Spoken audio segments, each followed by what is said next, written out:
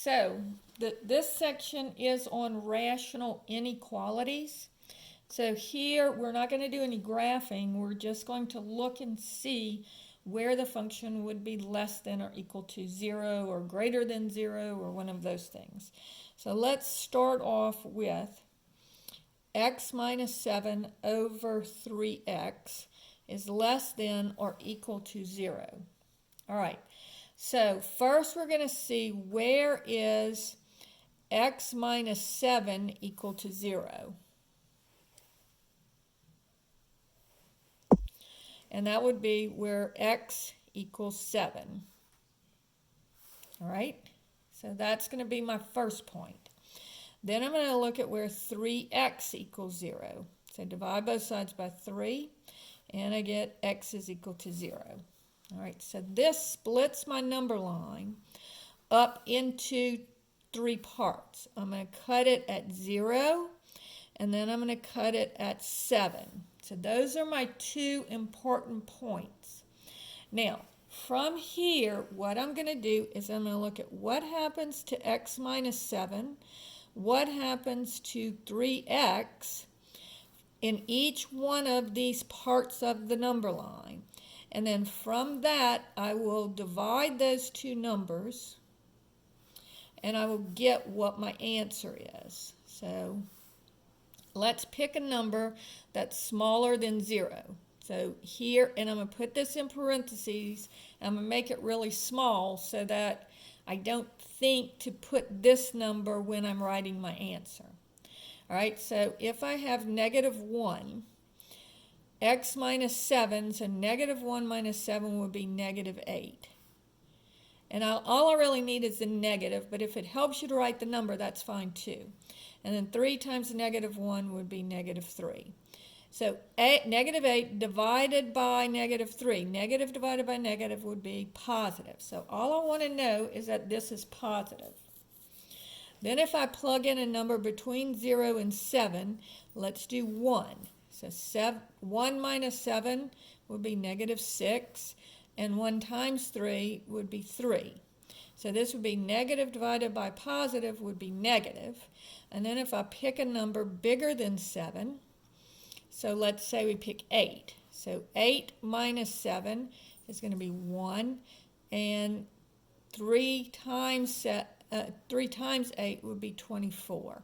So 1 times 24 would be positive.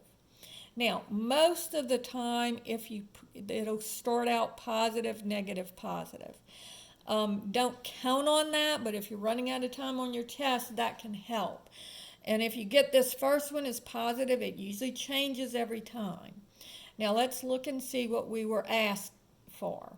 Well, we said we wanted to know where is this value, my y-coordinate, less than 0. So that's where it's negative. So I would want to color in this part of the number line. Now I need to check, because it's less than or equal to 0, I need to check my endpoints, 0 and 7. Oh, here I put a 1, here I tried 8. Forgot to write those numbers down. All right, so here's what I want to color in, but I'm going to check my endpoints. So if I let x equal 0, I would get 0 minus 7 over 0, negative 7 over 0, that's undefined. So this will be a parenthesis or an open circle because I don't want to include it. But if I let x equal 7, 7 minus 7 over 3 times 7 would be 0 over 21, and that is equal to 0. So it would be a bracket here. So open parentheses, 0 comma 7, bracket. So that's how you work that problem.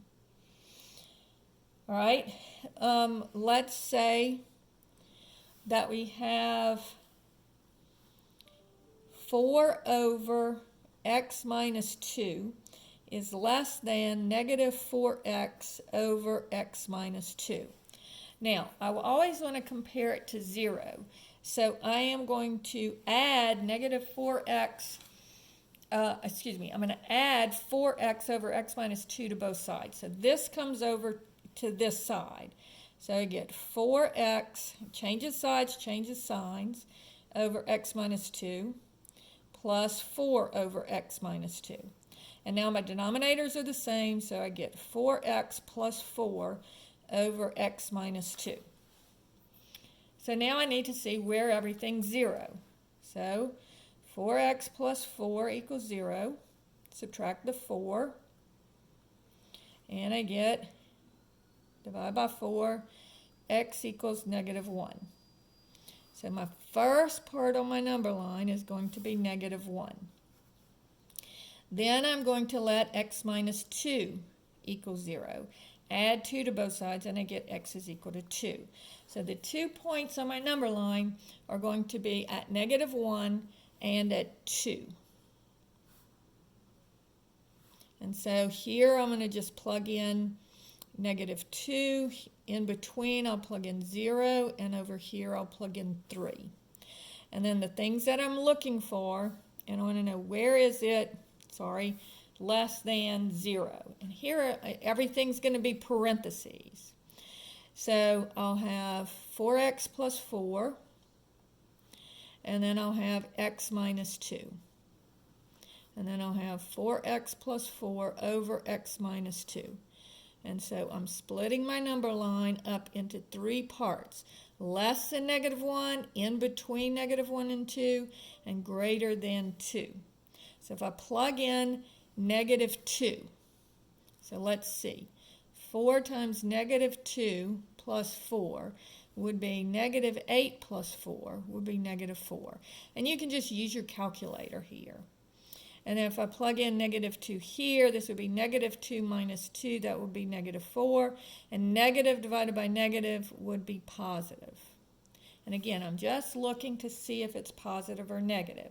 Now my guess is going to be that this is positive, this is negative, and this is positive. And that's what it will be. So again, on your test, if you're running out of time, you can go ahead and do that. So now I'm going to plug in 0. So 0, and then you would know what to color in. So you would be able to skip all of this middle part that I'm doing now. So if I plug in 0, this would be 0 plus 4 would be 4. And 0 minus 2 would be negative 2. And sure enough, that turns out to be negative.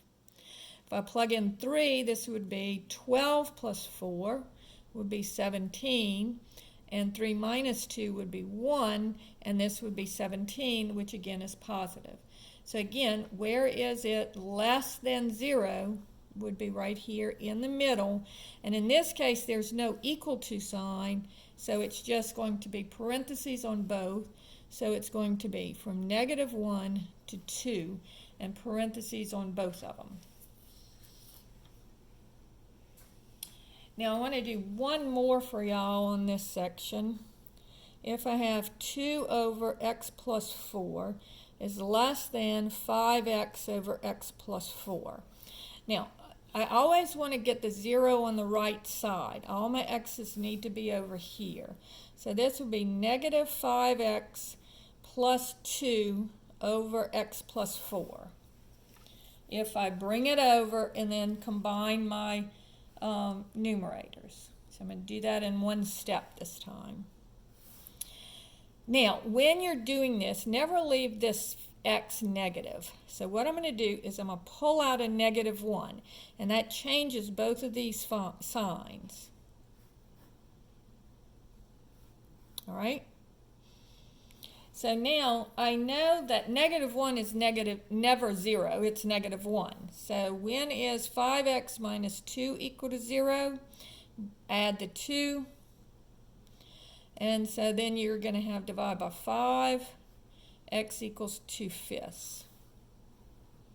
So I'll have 2/5, and if I have x plus 4 equals 0, subtract the 4, so I'll have 2/5 and negative 4. So negative 4 goes over here, and 2/5 goes here. Don't worry that it's a fraction. We don't have to deal with the fraction. But now notice I have 3 different functions, or 3 different factors. One of them is negative 1, one of them is 5x minus 2, and one of them is x plus 4.